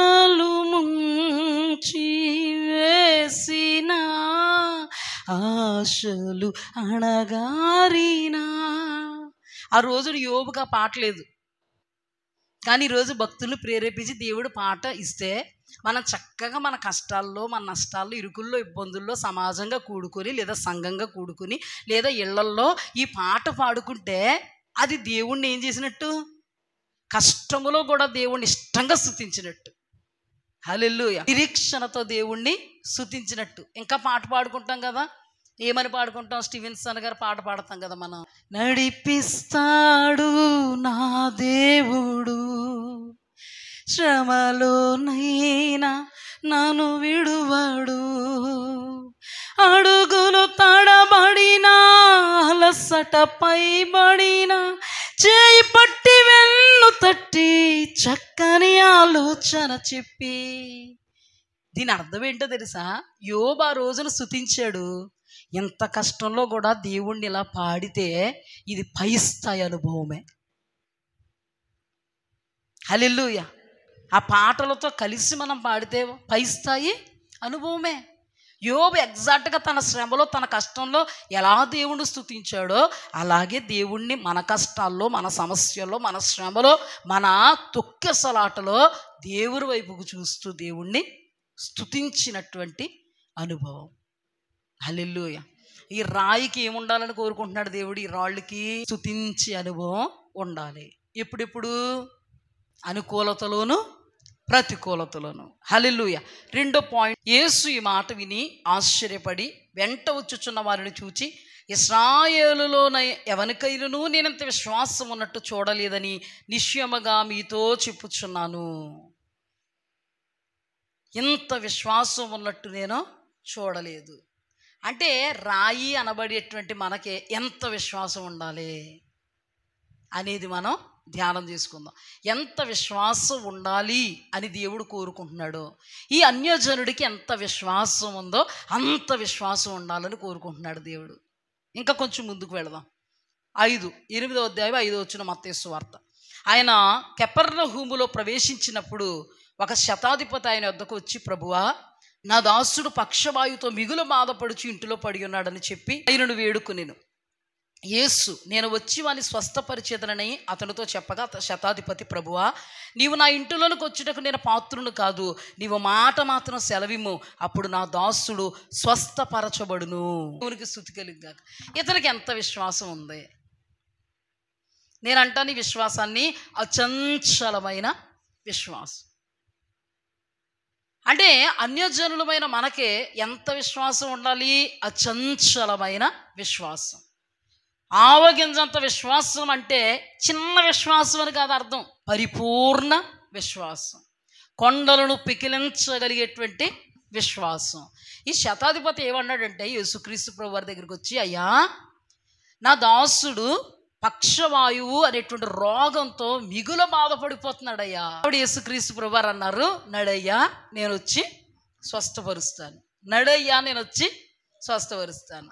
అక్కడ మనం ఉంటే, రెండయ్యా, ఖచ్చితంగా రెండయ్యా, ఇప్పుడే వస్తారండయ్యా, వచ్చేయండి అయ్యా.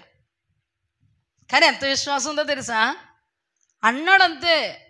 శతాధిపతి అన్నాడు. ఏమన్నాడంటే, నా దాసుడు పడున్నాడయ్యా ఇంట్లో అన్నాడు, అంతే, ఇంకేం అనలే. యేసుక్రీస్తు ప్రభువారు, అయ్యా, నేను వచ్చి నీ దాసుడిని స్వస్థపరుస్తాను. అయ్యా, నీవు నా ఇంటికి వచ్చుటకు నేను పాత్రుణ్ణి కాదు, నీవు మాట మాత్రం సెలవివే, నా దాసుడు స్వస్థతను పొందుతాడు. హల్లెలూయా, హల్లెలూయా. ఇది మామూలు స్వస్థత. ఇది పక్షవాయువు గల రోగి పడిన స్థితిలో తన ఇంటిలో పడుంటే అతడు లేపబడడం మామూలు స్వస్థత, అద్భుతమా? అతను లేపబడడం మామూలు స్వస్థత కాదు. మీకు అర్థం అవడానికి చెప్తున్నాను. యేసుక్రీస్తు ప్రభు వారు ఒక సందర్భంలో తన ప్రజల మధ్యలో అద్భుతాలు, ఆశ్చర్య మహాశ్చర్య సూచక కార్యాలు చేసి ఆయన వాక్యం చెప్తున్నప్పుడు యెషయా గ్రంథపు చుట్టను విప్పి, యేసుక్రీస్తు ప్రభువారి గురించి రాయబడిన మాట మీ వినికిడిలో నెరవేరింది, అది నేనే అన్నారు. ఇతనా? మరీ కొడుకు కదా, యోసేపు కొడుకు కదా, అన్నదమ్ములు అక్క చెల్లెళ్ళు అందరూ మన మధ్యలోనే ఉన్నారు కదా అని ఎంతోమంది అంట ఆయన్ని విశ్వసించలేకపోయారు. అప్పుడు రాయబడిన మాట ఏంటంటే, ఆయన తన ప్రజల యొక్క అవిశ్వాసమును చూచి చిన్నాచితగా స్వస్థతలు చేశాడు, కానీ అద్భుతాలు, ఆశ్చర్య మహాశ్చర్య సూచక్రియలు చేయజాలకపోయెను. అంటే వాళ్ళ అవిశ్వాసం దేవుణ్ణే చెయ్యనివ్వలేకపోయింది. అంటే ఇది నేను ఎందుకు చెప్తున్నానంటే, చిన్నాచితగా స్వస్థతలు చేశాడంట అంతే. కానీ ఈ శతాధిపతి ఎవరిని గురించి వేడుకున్నాడో అతనికి దేవుడు చేసిన స్వస్థత చిన్నా చితక స్వస్థత కాదు. ఇది మహాశ్చర్య కార్యం, సూచక క్రియ, ఇది అద్భుతం. అంటే దాని అర్థం ఏంటంటే, రాళ్ళు అనబడేటువంటి మనము తప్పకుండా ఎంత గొప్ప విశ్వాసాన్ని కనుపరిస్తే మన దేవుడు తప్పకుండా మన జీవితంలో చిన్నా చితగా కాదు, అద్భుత ఆశ్చర్య మహాశ్చర్య సూచక కార్యములు చే సమర్థుడు. హల్లెలూయా. మనం అనుకుంటాం చిన్న చితక కోసం మనం ఏమవుతాం, ప్రాకులాడతాం. దేవుడు అన్నది సత్యమా కాదా, ఉన్నది సత్యమా కాదా, ఆయన చేయగలడన్నది సత్యమా కాదా, అది ఎవరి మీద డిపెండ్ అయి ఉంది? ఆయన ఇస్తున్నటువంటి భరోసా ఏంటంటే, ఈ అన్యజనుడు, రాయికి సాదృశ్యంగా ఉన్నటువంటి అన్యజనుడు అతీతమైనటువంటి విశ్వాసాన్ని కనుపరిస్తే అతీతమైన అద్భుతం జరిగింది. హల్లెలూయా. ఈ రోజున నువ్వు అతీతమైన అద్భుతాన్ని పొందుకోకపోవడానికి కారణం ఏంటో తెలుసా? నీ అల్ప విశ్వాసము, నీ అవిశ్వాసము.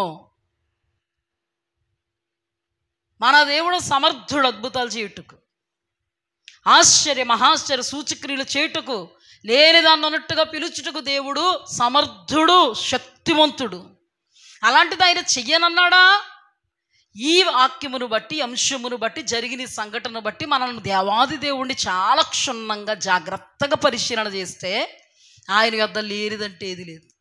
ఆయన దగ్గర మనం పొందుకోవాలి. ఏం పొందుకోవాలి? చిన్న చితక, చిన్న చితక.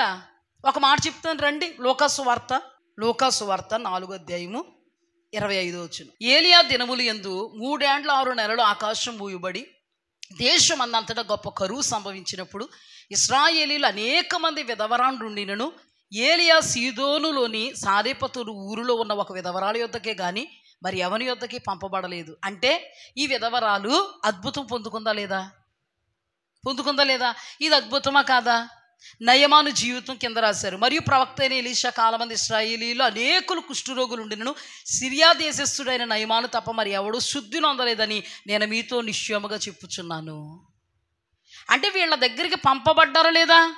ఇప్పుడు దీన్ని బట్టి కరుణా సంపన్నుడైన దేవుడు అన్యజనులకు పోల్చబడిన రాయులకు సాదృశ్యముగా అన్యజనులుగా ఉన్నటువంటి మన యొద్దకు ఎందుకు పంపబడ్డాడు? అద్భుతాలు చేయడానికి పంపబడ్డాడు, ఆశ్చర్య కార్యాలు చేయడానికి పంపబడ్డాడు, మహాశ్చర్య సూచక క్రియలు చేయడానికి పంపబడ్డాడు. హల్లెలూయా. అంటే పంపబడిన ఆయన మనకు చేస్తాడా లేదా? చేస్తాడా లేదా? ఇక్కడ రాయబడిన మాటను ఆధారంగా చేసుకుని నేను మీతో ఏం చెప్తున్నానో తెలుసా? ఇశ్రాయేలులో చాలామంది ఉన్న అన్యజనుల యొద్దకు పంపబడ్డాడు. ఎందుకు? ఇశ్రాయేలీలు అల్ప విశ్వాసాన్ని కనుపరిచారు, అన్యజనులు విశ్వాసాన్ని కనుపరిచారు. కాబట్టి పంపబడిన ఆయన అద్భుతాలు చేయుట అనేది సంభవము. హల్లెలూయా, హల్లెలూయా. పంపబడడం నిజమా కాదా? నిజమా కాదా? ఇక్కడ అద్భుతాలు ఎందుకు పొందారు వాళ్ళు? అద్భుతాలు ఎందుకు పొందారు? పంపబడిన ఆయనను విశ్వసించినందున అద్భుతం పొందారు. విశ్వసించకపోతే జరిగింది అద్భుతం. జాగ్రత్తగా చెప్తాను వినండి. సారేపతులు ఊరుకు పంపబడ్డారు. దైవజనుడైనటువంటి ఏలియా వెంటనే తొట్టులో పిండి తక్కువ కాకుండా బుడ్డులో నూనె అయిపోకుండా అయిందా? అక్కడ ఎంత విశ్వాసాన్ని చూపిందో తెలుసా? అన్యజనురాలు, రాయికి సాదృశ్యంగా ఉన్న, నీకు నాకు సాదృశ్యంగా ఉన్న తల్లి ఎంత విశ్వాసాన్ని చూపిందో తెలుసా? ఎంత విశ్వాసాన్ని చూపిందో తెలుసా? వాళ్ళంట పట్టెడు పిండి ఉందంట, బుడ్డులో కొంచెము నూనె ఉందంట. అంటే మనం చేయాల్సింది కూడా చేయాలంట. పంపబడ్డాడు కదా అని చేసేయడంట. అప్పుడు దైవజనుడు వచ్చి అమ్మా నీళ్ళిమ్ము అన్నాడు. నీళ్ళిచ్చింది. కాసేపటికి అమ్మా చిన్న అప్పము పెట్టుము అంటే మళ్ళంటి వాళ్ళు 190 చదివేసుకుంటాం. అసలు ఆ కరువులో ఉన్నప్పుడు వచ్చాడు, నీళ్ళు అడిగాడు, పోనీలేని నీళ్ళు ఇచ్చాము. కాసేపు ఉండి అప్పమెట్టమంటాడా? నేనే తిప్పలు పడుతుంటాయి. ఏముంది నీ దగ్గర? పట్టెడు పిండి, గుడ్డులో కొంచెము నూనె, నీళ్ళేమంటే ఇస్తాం, పప్పం పెడతామా అంటారా? ఖచ్చితంగా. అంటే మనకు చదువులు ఎక్కువలే, చదవడాలు ఎక్కువ మనకి, అందుకే ఏమి జరగవు. చదవకపోతే జరుగుతాయి, విశ్వాసం జరుగుతాయి, దైవజనుడు చెప్పిన వాక్యం వింటే జరుగుతాయి, అలా ప్రవర్తిస్తే జరుగుతాయి. అదే కుమారుని ముద్దు పెట్టుకున్నట్టు, అదే కుమారుని హత్తుకున్నట్టు. హల్లెలూయా. ఆ దైవజనుడు చెప్పితే విందా లేదా? ఇప్పుడు వచ్చిందా లేదా పాయింట్? దైవజనుడు చెప్పితే వింటే జరుగుతాయి. ఆ దైవజనుడు చెప్పాడా లేదా? అమ్మా, మొదట నాకు చిన్న అప్పముతే నువ్వు నీ కుమారుడు సంతృప్తిగా కరువు దినాలన్నిట పోషింపబడతారు అంటే అతి తెలివితేటలు, అతి జ్ఞానం మనకెక్కువ. ఏంటి? బుడ్డులో కొంచెము నూనెతో పట్టెడు పిండితో ఈయనకి మొదట అప్పము తెచ్చి పెడితే మేమేలాగ పోషింపబడుదుము? ఆ మాత్రము జ్ఞానము లేదా? మేమేమైనా అజ్ఞానులమా? మేమేమన్నా వివేకులమా? ఎల్లవయ్యా, మా పాస్టర్ గారు చెప్పారు మీలాంటి చేర్చుకోవద్దని. అక్కడ మళ్ళీ లింకు, ఇది సింక్ అవుద్ది అక్కడ అని. దేవుడు వాక్కు దైవజనులు నోట పెట్టుకుని, దేవుడు ఆ బిడ్డ విషయములు ఏదైతే చేస్తాడో అది దైవజనుడికి చెప్తే, దైవజనుడు దాన్ని గ్రహించి అంత దయనీయమైన పరిస్థితిలో కూడా, అసంభవం అనేటువంటి పరిస్థితిలో కూడా, అమ్మా చిన్నప్పని నాకు తెచ్చిపెట్టు అంటే యథార్థంగా వెళ్ళిందండి. దేవుని విషయంలో ఎట్టి పరిస్థితుల్లో మనకు అవిశ్వాసం కానీ, అల్ప విశ్వాసం కానీ, అవుతుందంటావా, జరుగుద్దంటావా, జరగదంటావా, ఇలాగంటావా, అలాగంటావా అనేది ఉండకూడదు. నేను అంటాను, గుడ్డోళ్ళులాగా వెళ్ళిపోవాలి దేవుని వాక్యంలోకి. దేవుని వాక్యం ఎలా కనబడుతుందో తెలుసా? అక్కడ ఏం కనబడదు, నీకు శూన్యం కనబడద్ది. దేవుడు అంటాడు అసలైంది ఆ వెనకాల ఉందంటాడు, నమ్మేలంతే. కానీ అన్యజనురాల దగ్గరికి పంపబడడం వాస్తవము. పంపబడిన తర్వాత దేవుని మాటను కూడా ఆమె విశ్వసించడం మరీ వాస్తవము. ఎప్పుడైతే ఆ మాటను విశ్వసించిందో, నేను ఎంత విశ్వాసం అంటానో తెలుసా? ఆ శతాధిపతి ఏమన్నాడు? అయ్యా, నువ్వు నా దాసుని వద్దకు రావలసిన పని లేదు, ఎక్కడే ఒక చిన్న మాట చెప్పు, నా దాసుడు అక్కడ పరచబడతాడు. ఇతడు ఎంత విశ్వాసాన్ని కనుపరిచాడో ఈమె కూడా అంత విశ్వాసాన్ని కనుపరిచింది. కాదని కానీ లేదని కానీ మనం చెప్పజాలం. ఏంటి? పట్టెడు పిండిలో కొంచెం నూనెలో ఆ అప్పాలు చేసుకుని ఈ రోజుతో పూట గడుపుకుని, ఆ తర్వాత వాళ్ళ స్థితి ఏంటో గతేంటో తెలీదు, తిండి తినకపోతే చచ్చిపోతారని మాత్రం వాళ్ళకి తెలుసు. అయినను కుమారుడికి ఎంత ఉంటే, కుమారుడికి ఎంత ఉంది? ఎంత ఉంది. ఈమె పస్తుండి కొడుక్కు పెట్టాలనుకున్నా అది సరిపోదు. అందులో మళ్ళీ చిన్న అప్పమా అని అనుకోకుండా దానిలో మొదట చిన్న అప్పము తెచ్చి దేవుని మాటకు విధేయత చూపిందంటే కుమారుని ముద్దు పెట్టుకుంది. కుమారుడు సంతోషించాడు, దేవుడు కార్యం చేశాడు. అప్పుడు జరిగిందండి కార్యం.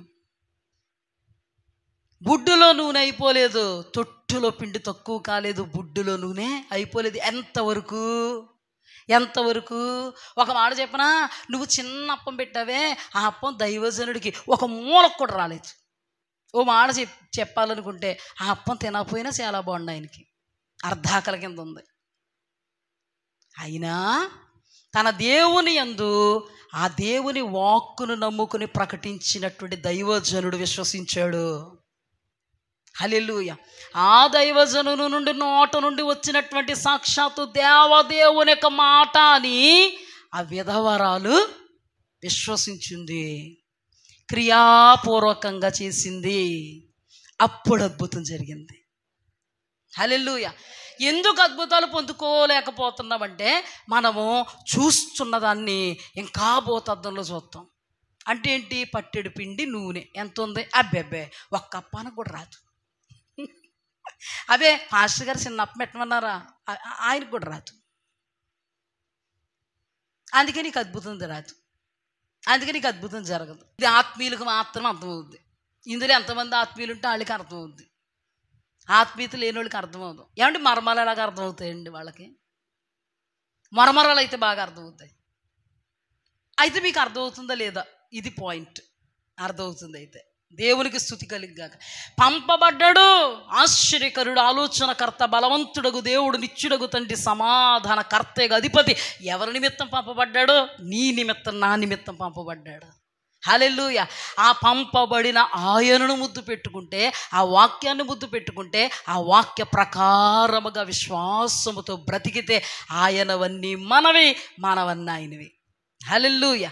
ఆయనే మనవాడు, మనమే ఆయన వాళ్ళం. సారెపతు విధవరాలు గొప్ప విశ్వాసాన్ని కనిపరిచింది, గొప్ప అద్భుతాన్ని పొందుకుంది. అంతేకాదంట, ఆవిడ చుట్టాలందరూ చేరారు, సీమలు చేరినట్టు బెల్లం దగ్గరికి చేరతారండి. విసిరి విసిరి కొట్టిన రాయి మూలక తలరాయి ఎప్పుడవుద్ది? ఆ దేవుణ్ణి ఆశ్రయిస్తే అవుద్ది, ఆ దేవుని వైపుకు చూస్తే అవుద్ది. లెక్కలు తొక్కలు వేసుకుంటే అవద్దు. లెక్కలు ఎక్కువ తొక్కలు ఎక్కువ అంటారు కొంతమంది, అలాంటి వాళ్ళకి ఏం వరగదు. అద్భుతం అంటేనే, విశ్వాసం అంటేనే కంటికి కనబడేది కాదు, కంటికి కనబడన దాన్ని సృష్టించే దేవుడి మాటను విని విశ్వసిస్తే అద్భుతం క్రియేట్ అవుద్ది అక్కడ. దేవునికి స్తుతి కలుగుగా. ఇక్కడ నయమాను చూద్దాం. నయమాను ఇలా ఎల్లగానే స్వస్థత ఎలా వరించేసింది ఆయన్ని. ఆయనకి ఎన్ని పోరాటాలు, ఎన్ని ఆరాటాలు. పాపం అతని పొజిషన్ ఏమో మామూలుగా లేదు. మామూలు పొజిషన్ అయితే పాపం ఇక్కడ ఆగుదుడు, పెద్ద పొజిషను, ఆకాశానికి భూమికి మధ్యలో కదులుతున్నాడు. తీరా చూతుల్లోకి ఎలీషా గారు దేవుని మాట విడుదల చేసి పంపేశారు. అర్థమైందా? దేవుని మాట ఏంటి? 7 మారులు మునుగు యోర్దాను నదిలో అన్నాడంతే. అనేటప్పటికీ ఈయన కోపం వచ్చింది. కోపం వచ్చినను పక్కన అద్భుతంగా ఒక దాసుడు మాట్లాడుతున్నాడు. అయ్యా, ఎన్నో నదులు, పుణ్య నదులు అంటున్నావు, తిరిగేసాను అంటున్నావు. అన్ని పుణ్య నదుల్లో తిరిగేస్తే నీకు స్వస్థత రాలేదు కదయ్యా. ఆ నదిలో మునిగాను అనుకుని ఈ నదిలో మునుగు, అయితే గీత వస్తే వస్తుంది కదా ఆయన మాటను బట్టి అంటే. తనను తాను తగ్గించుకుని తన స్థితికి గౌరవం దక్కకపోయినా, గౌరవించలేదని బొంగమూతి పెట్టుకున్నా, ఆ దాసుడు మాట విని బొంగమూతిని వీడి యోర్దాను నదిలోకి వెళ్ళి 6 మారులు మునిగి 7వ మారు మునిగేటప్పటికి పసిపిల్లల దేహం. హల్లెలూయా. దేవునికి స్తుతి కలుగు. అంటే ఇద్దరు అన్యజనుల్లో ఏం చూస్తున్నా అద్భుతం పొందుకోవడానికి. ఇప్పుడు చూడండి, సారెపతు విధవరాలు ఆ క్రియ జరిగించకపోతే అద్భుతం పొందుకుందినా? ఇక్కడ నయమాను ఆ క్రియ జరిగించకపోతే అద్భుతం పొందుకుందుడా? మరి ఈరోజు నువ్వు ఏం చేస్తే అద్భుతం పొందుకుంటావని అర్థమైంది నీకు? అచంచలమైన విశ్వాసం, అసాధారణమైన విశ్వాసం. ఆయన ఒక మాట చెప్పాడా? ఎస్, అది సత్యం. ఆయన మాటే దేవుని వాక్యం. ఆయన మాటనే దైవజనులుగా మేము మీకు ప్రకటిస్తున్నాం. ఈ వాక్యాన్ని హత్తుకొని బ్రతికితే, ఈ వాక్యపు పరిధిలో నిలబడితే నువ్వు నీ దేవుణ్ణి ముద్దు పెట్టుకుంటున్నావు. హల్లెలూయా. ఆయన కోపిస్తాడా? అద్భుతాలు చేయడానికి అతీతంగా నిలబడతాడా? దేవునికి స్తుతి కలుగుగాక. అంటే ఇప్పుడు అన్యజనులమైనటువంటి మనము బిగ్గరగా దేవుణ్ణి స్తుతించాలని దేవుడు కోరుకుంటున్నాడు. రెండవదిగా, ప్రతి కీడుకరమైనటువంటి పరిస్థితుల్లో కూడా ఎలుగెత్తి దేవుణ్ణి యోబులాగా, ఆత్మీయులు అనబడే యోసేపులాగా, దావీదులాగా స్తుతించాలి, హన్నాలాగా స్తుతించాలని దేవుడు కోరుకుంటున్నారు. ఈ స్థాయిలో గనక మనం ఉంటే ఖచ్చితంగా దేవునికి ఇష్టం అవుతామా లేదా? ఆయన మన మీద కోప్పడతాడా? ఆయన మనల్ని కొడతాడా? ఆయన్ని ఆశ్రయించిన మనము ధన్యులం అవుతామా కదా? రెండోదిగా ఏం మాట్లాడాడు? ఈ దినపు ధ్యానమే, నెక్స్ట్ మరలా ధ్యానం చేసుకుందాం. రెండోదిగా దేవుడు ఏం మాట్లాడాడు అంటే, అచంచలమైన విశ్వాసం మీరు ఉంచండి. నేను మీ జీవితంలో అద్భుతాలు చేయడానికే, ఆశ్చర్య కార్యాలు, మహాశ్చర్య సూచక్రియలు చేయడానికే ఉన్నాను. చిన్న చితక కార్యాలు కాదు, ఘన కార్యాలు నేను పూనుకున్నాను.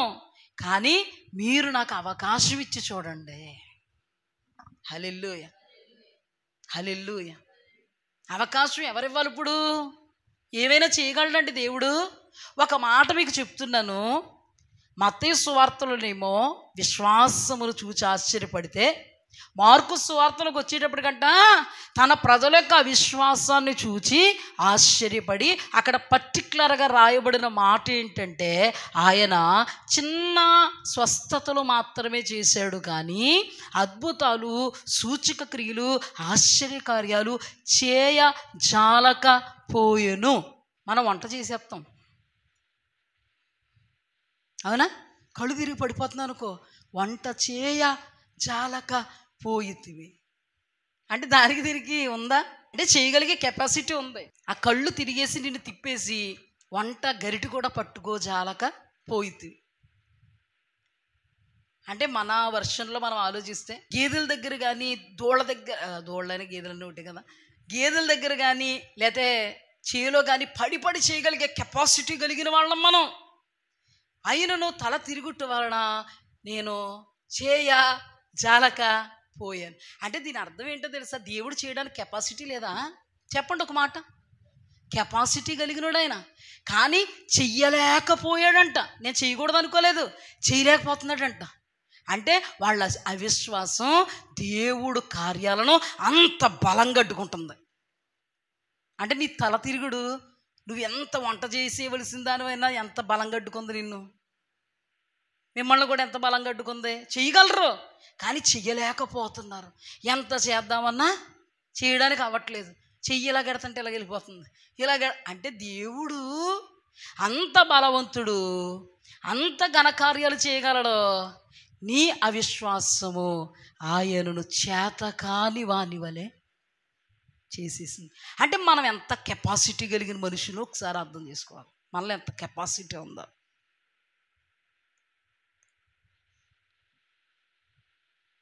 అర్థమైందా లేదా? ఒక బెస్ట్ ఎగ్జాంపుల్ చెప్తాను. మన తాత అన్నాడు, నాకు 2 కోట్లు ఆస్తుందిరా, ఆ ఆస్తి అంతా నీకే రాసి ఇచ్చేస్తాను రా అన్నాడు. అలాంటప్పుడు తాత ఆస్తిని సంపాదించుకునే వరకన్నా నువ్వు ఓపు పట్టాలి, మంచి చెడు అన్నీ చూడాలి, ముద్దు పెట్టుకోవాలి, ముద్దు రాకపోయినా ముద్దు పెట్టుకోవాలి, తప్పదు. చెయ్యాలా చేయక్కర్లేదా? అంతేగాని అతను ఇంకా ఆస్తి రాయలేదు, నీ బుద్ధి నువ్వు పాలించుకోలేదు. అది తేరా, ఏటి తెచ్చిది అన్నా, అక్కడ పెట్టరా, ఎక్కడికి పట్టుకెళ్ళేది అన్నా. ఒరే ఒంట్లో బాగాలేదురా, ధారవాడ తీసుకెళ్ళు. ఇంకెక్కడ తీసుకెళ్తాం, పోతాను అన్నా. ఇప్పుడు ఆస్తి రాసేలేడా? ఒక్క సంతకం పెట్టలేడా? ఒక్క సంతకం పెడితే ఆస్తి అంతా ఎవరి పేరు అయిపోద్ది. కానీ పెట్టలేకపోతున్నాడే. ఇవన్నీ గుర్తొచ్చేస్తున్నాయి. అర్థమైందా మీకు? ఇవన్నీ గుర్తొచ్చేస్తున్నాయి. కెపాసిటీ కలిగినాడు. ఏమైనా ఒక పెన్న చేతికి బర్ర గీసేస్తాడు. 2 కోట్ల ఆస్తి నీదే. అవునా కదా? జరుగుద్దా జరగదా? రాయగలడా రాయలేడా? నువ్వు అనుభవించలేవా? కానీ తాత రాయలేకపోతున్నాడు. ఇప్పుడు బాగా అర్థమైంది మీకు. తాత ఏం చేయలేకపోతున్నాడు? అసలు అతను అంత నిస్సత్తువుకి రాయకుండా చేసింది ఎవరు అంటే నీ మనవడ క్రియలు. ఈరోజు నీ క్రియలు కూడా సర్వశక్తుడంట ఆయన, సర్వాధికారి. నీ జీవితంలో చేయలేనిదంటే ఏది లేదు, అన్నీ చేయగలడు. అలాంటి వాడు చేద్దాము అని అనుకున్నా చెయ్యజాలకపోయాను. నువ్వు ఉపవాస ప్రార్థన పెట్టి ఎత్తి చేసేస్తాడు. అలాంటప్పుడు 40 రోజులుంటే చేసేస్తాడా?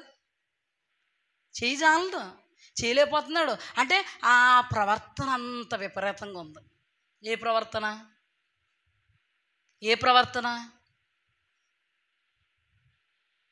మన ప్రవర్తన మీద ఆధారపడి ఉంటుందండి, మన క్రియల మీద ఆధారపడి ఉంటుంది. అందుకే దేవుడు అన్నాడు, సత్క్రియలు ఓపికతో చేయండి. కుమారుని ముద్దు పెట్టుకొనడం అనేటువంటి ప్రక్రియ చాలా కష్టతరమైనది, అయినను ఓపిక మీకు అవసరము. హల్లెలూయా. విశ్వాసమును కనుపరచడం కష్టమే.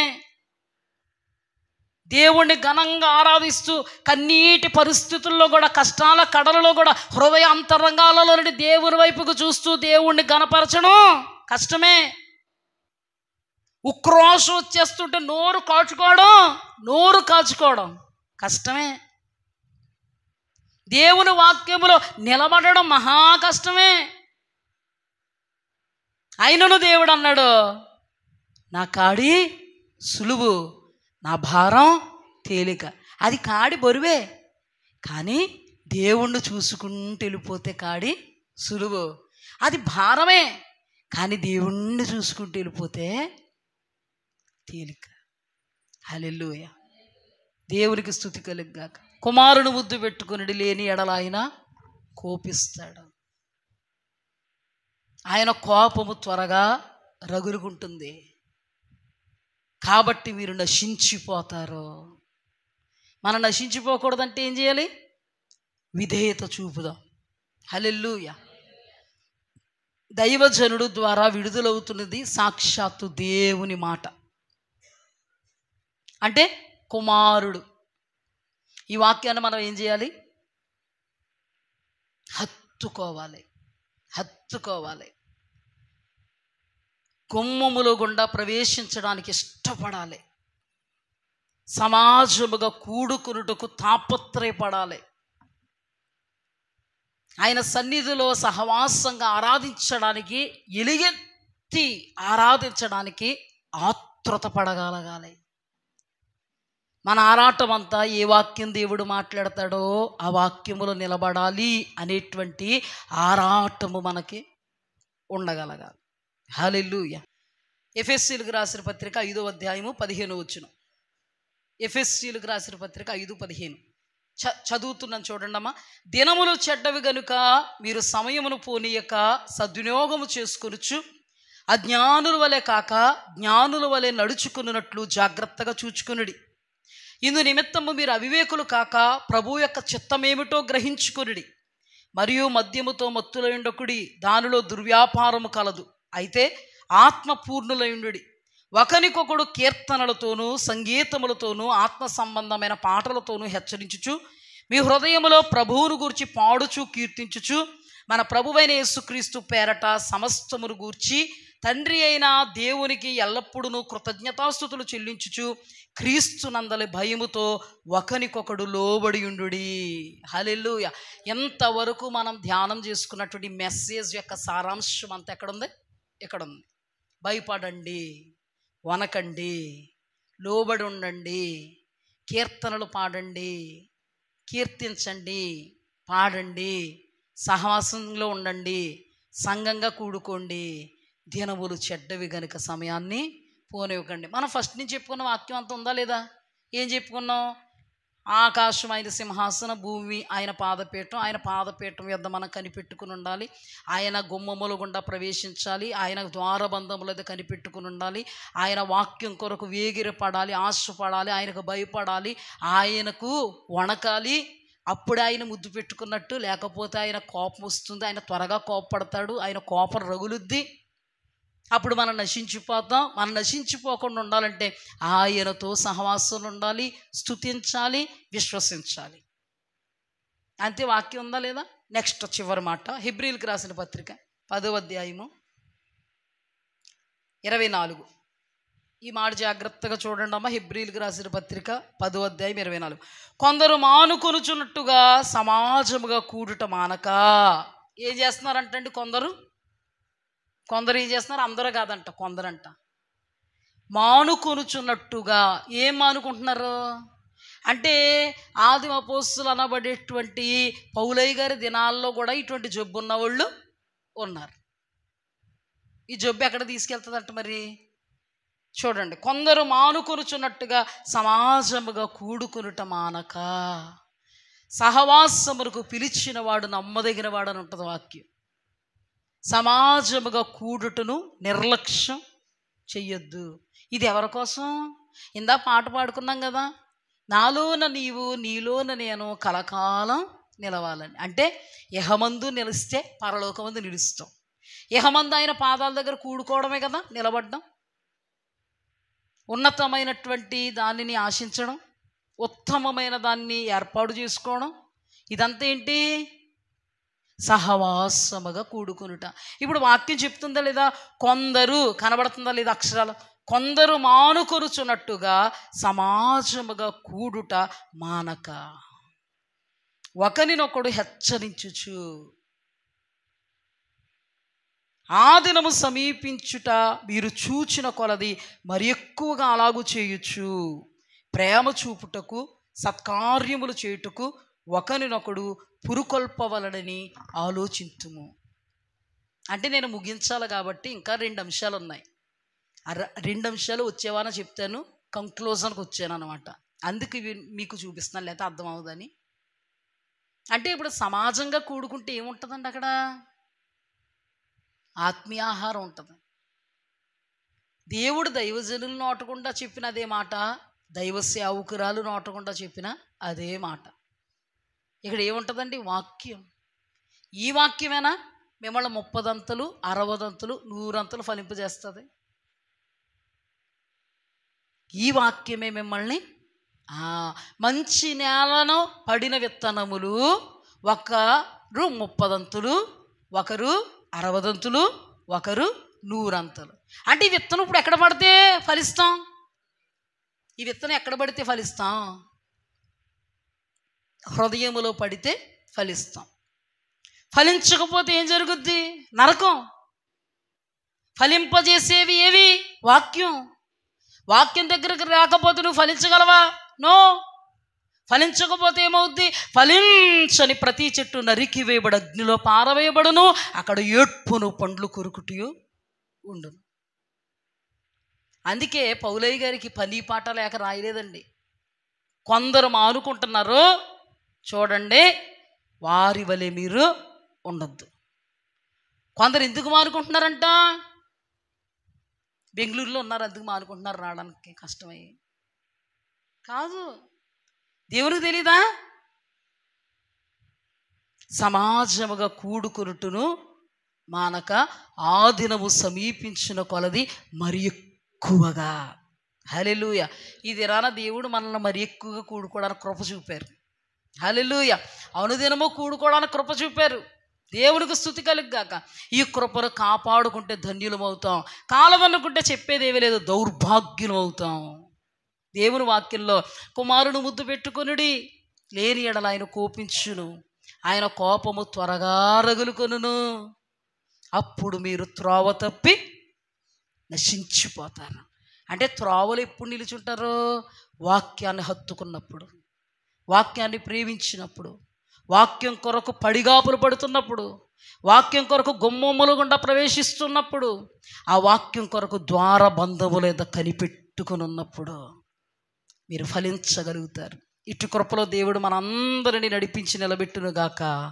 దైవజనులు మనల్ని ప్రార్థనలోకి నడిపిస్తారు.